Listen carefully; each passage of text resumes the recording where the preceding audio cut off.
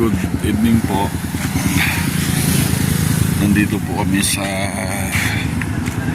Naga City. Nag-deliver po kami ng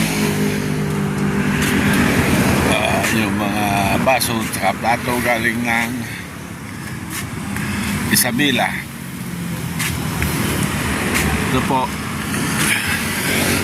ito yung malaking Vista Mall nila dito sa Naga.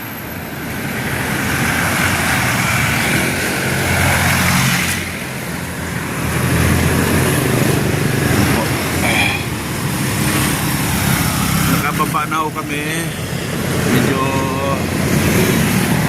kumain lang sandali, tapos babiyahe na kami papuntang Maynila.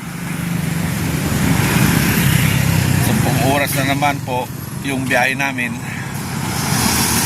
mula dito sa Naga City hanggang doon sa Maynila. Ayan.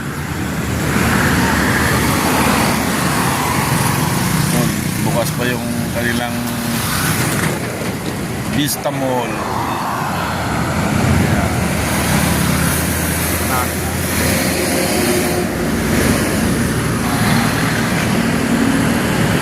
Road trip na naman kami pabalik galing dito.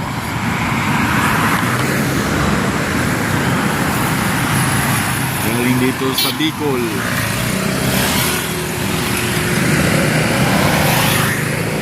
Salamat po. Magandang gabi.